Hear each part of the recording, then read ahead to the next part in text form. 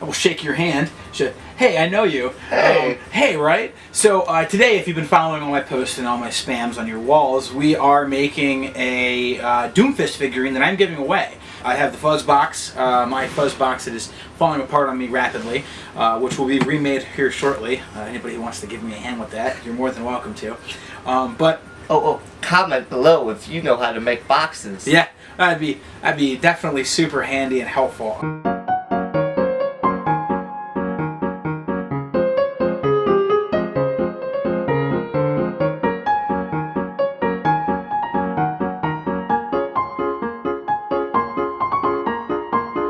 Because he's broad-chested, just to switch over to this guy, just because he's broad-chested, what I'm doing is I'm adding a third layer. Right. I'm going to add that broad chest to the figure. So it's going to be a really big-chested figure. He's going to have a pretty big chest. Big-chested. But we're going to go ahead and get that softened here as well. So what got you started? How long have you been doing this? Why pipe cleaners? Officially, I've been doing this since 2006, but unofficially when I first 2006? started. 2006. I was 16 when I made my first one seriously, when I actually sat down and said, alright, we're going to do this, and this is going to be like my next project. I officially started doing this in about 2002.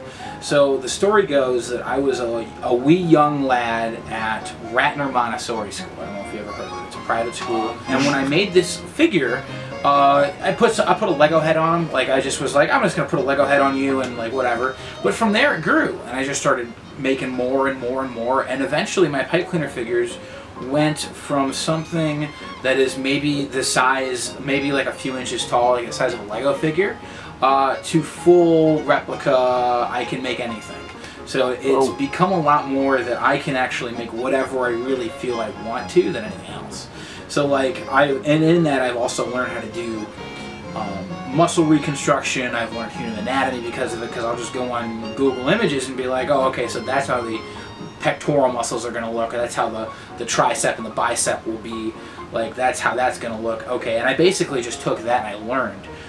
But the only problem that I have is that sometimes the detail gets drowned out from the actual pipe cleaner, like the lines of the pipe cleaner. So sometimes people look at it and go, okay, there are the muscles, but sometimes you can find them, and I'm still working on a little formula for that as well. But it's been slightly interesting. And now he, speaking of muscles, has some.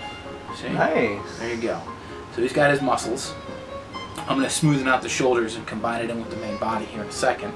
But we're going to work on the torso because he looks a little lacking in the leg area. He skipped leg day a little bit.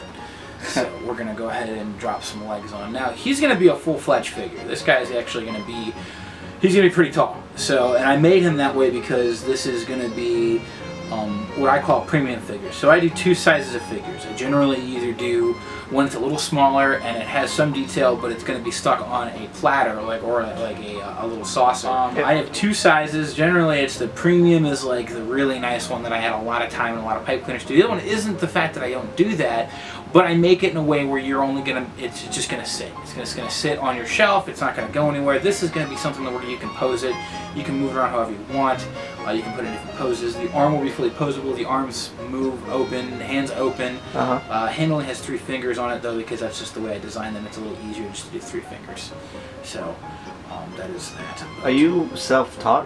Yeah, I teach myself in pretty much anything when it comes to pipe cleaners. But yeah, no, a lot of this has taught me, human anatomy in a lot of ways, like how to adapt a human anatomy to this. I don't only just do human anatomy too. I've done all sorts of things. Most people wonder, like, oh, are you only limited to people? No, I do a lot of things. Like? I've done full on, like, robots. I've done a couple non-humanoid things like constructs that are more like tanks. I actually, if I had the time and the effort, I could do a transformer. That'd be cool. Like a full, like it can actually transform. Oh wow! Like that's if I put the time into it and if I really want to. The biggest project I currently have working right now is Titanfall BT. I actually have a full scale replica. He's gonna be, for size reference, he'll be bigger than this box, size-wise.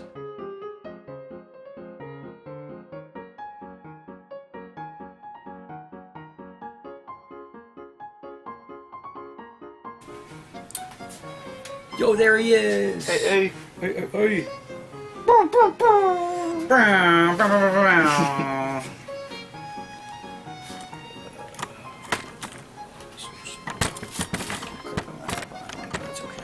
So the arm. So every piece of him can move. That's the beauty of this figure. So every piece of him can move, including the big arm. So the arm at rest just takes a little bit of bending, and the arm's at rest. Okay. If I want to flex the arm flexes. If I want to pose it so he's punching, comes back like he's gonna punch. If I want to extend it while he's punching.